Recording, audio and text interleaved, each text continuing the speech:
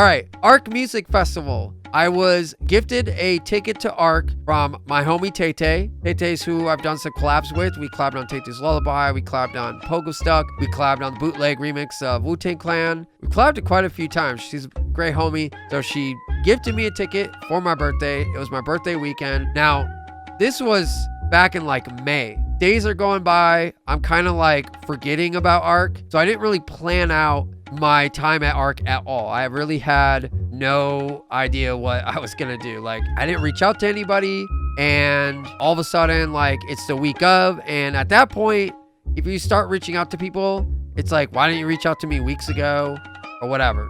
I originally meant to leave to Arc on Thursday, but I didn't. I streamed till like 5 or 6 in the morning into Thursday. I went to sleep. I woke up. It was pretty late, and I was like, I'm not feeling it. I'm not going to go today. And it was fine because like Arc didn't start till Friday anyways. Friday comes around. I get the fuck out of here by noon or 1 o'clock, something like that.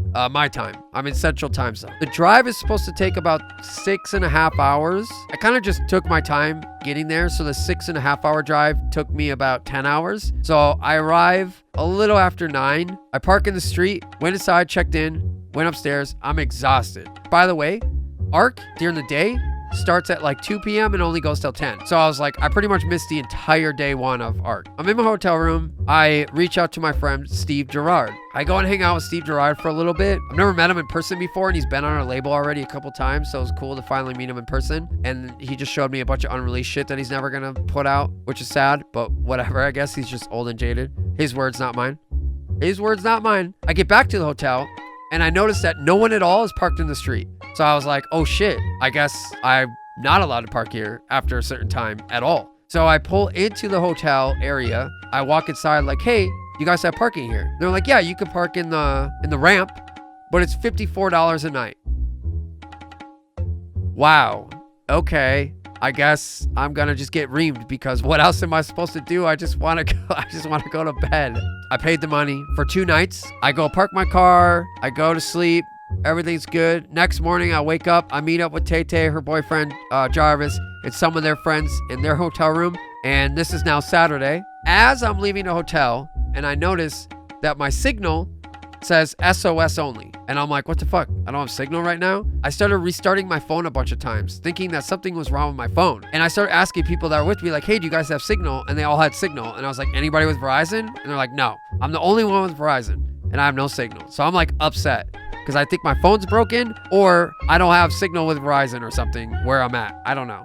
So I get on the bus. I'm like pissed off because my phone isn't working. I have no signal or whatever. I keep restarting my phone. Nothing's happening. Tay Tay's like, hey, I have a hotspot. Do you want to just hotspot off my phone? Now, the reason why it was important for me to have my phone was because Orville Klein, who's an artist that just released with us on Almost Like We Met, and he happened to be working the Elro stage at Arc, which is the stage Clav on Stroke was playing on. So he hit me up saying, like, let me know when you're here, but I can't keep in touch with him because I don't have signal at this point. I hotspot off of Tay Tay's phone, and I message him like, hey, my phone's fucked up, or Verizon is down, or I just don't have signal. I don't know what's going on, but let's try to coordinate a meetup. I've been to quite a few festivals as just an attendee versus being an artist, and this was by far the quickest I probably have ever gotten through gates at a festival, especially just being GA. And I was through the gates within like 5 to 10 minutes. It was crazy. By the time I got through the festival, it was, I want to say 5:30 probably. And Claude was scheduled to play 7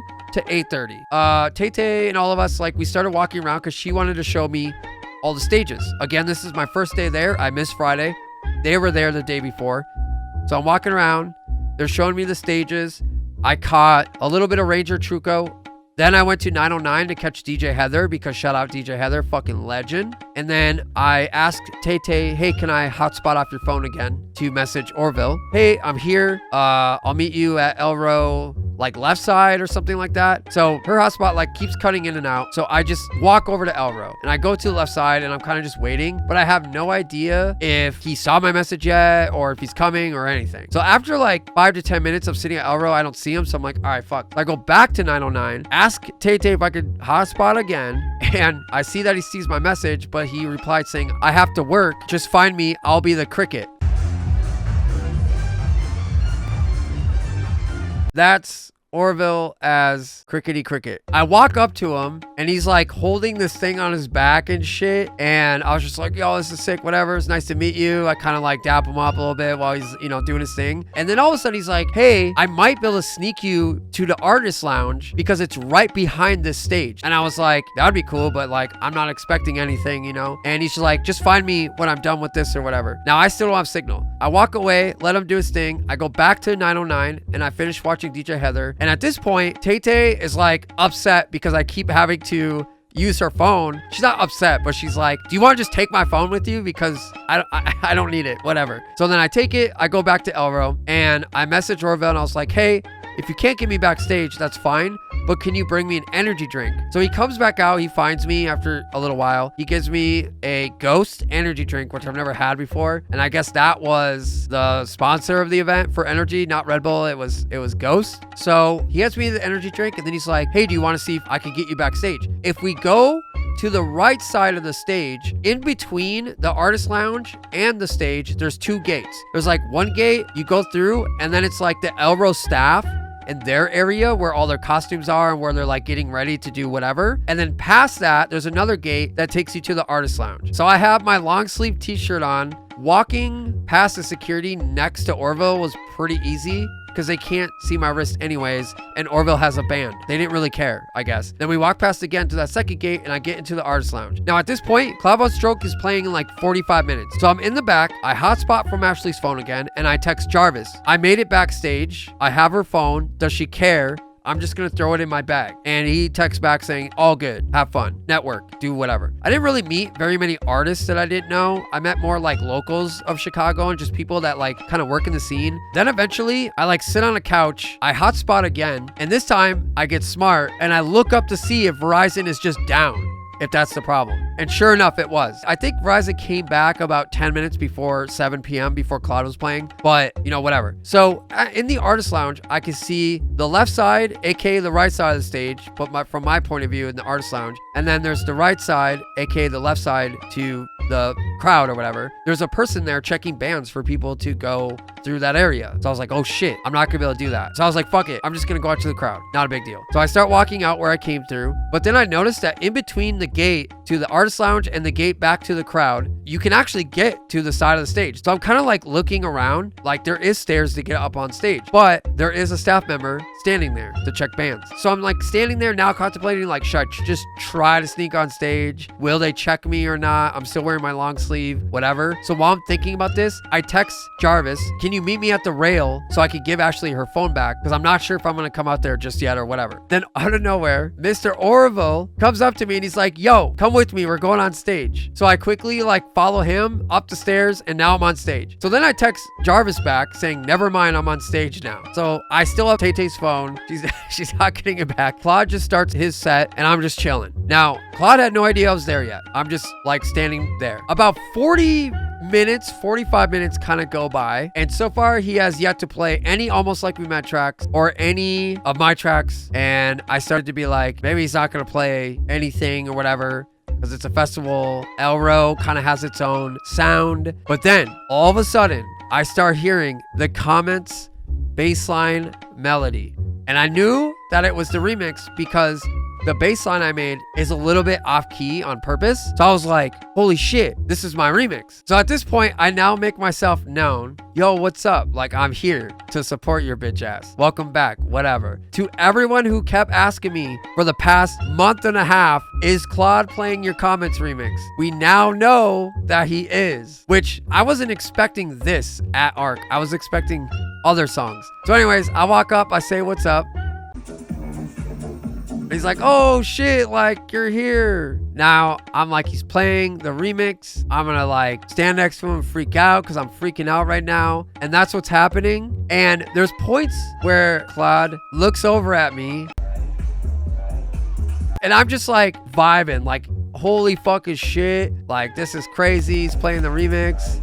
The reason I'm pointing this out is because there's context to this. He's now looked at me like 5 different times and he's like, fuck yeah, whatever. Then about a couple tracks later, he ends up playing an unreleased Almost Like We Met track by Jinx.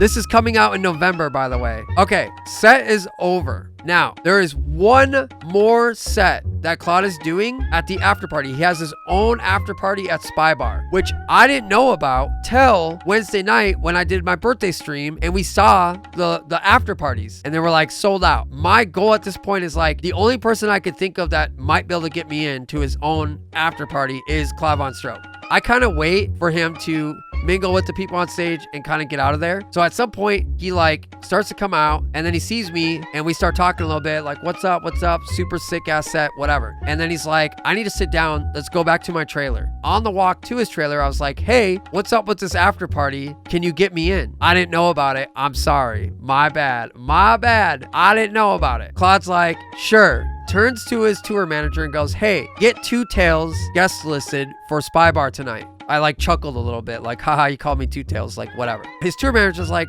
yeah, just send me your details. Here's my number. I'll get you taken care of. So now I'm like set. All is good. I get to go to the after party again with the goal of recording content of him playing Almost Like We Met tracks or my tracks, whatever. That's what mattered to me. I'm all about business, baby. All about business. We get back to his trailer and we start just chit-chatting about whatever, random shit. We were catching up on just whatever. And then we get to a point where I say, yo, thank you so much for supporting my song, Like Body Like Mine, on your recent Beatport chart. So I thank him for this. And he's like, you're Tom Kench? I started melting. Like, I'm like, he had no idea that I was Tom Kench. He just knew me as James or Two Tails. So he did not know me that I was Tom Kench up until this moment. Looking back at this video of him continuously looking at me like, what the fuck are you still standing here for? Basically is how I felt when I looked at this video back. Like, I'm just freaking out and he just keeps like looking at me like, okay, bro. Like, yeah, it's a good ass remix. Not knowing at all that it's just some random Tom Kench guy. After we talk for a while, I start to realize I still have Tay-Tay's phone and they're off, wherever. Anyways, just to finish the story off, I did get some video of the after party with Get Real. We got Claude playing Like Body Like Mine, my track. Fuck yes. This place was packed. It was like hard to breathe in there. And then he also plays Satellite Kid by Magnum, which is another Almost Like We Met unreleased coming out soon. And by coming out soon, I mean next year. So he played this too. By the way, when I was handing out Almost Like We Met stickers, I kept telling people, I was like, this is Claude Von Stroke's new favorite label. This is Claude Von Stroke's new favorite label. Claude Von Stroke's new favorite label. Boom, boom, boom. Sticker, sticker, sticker. Because low key, it kind of is, in my opinion.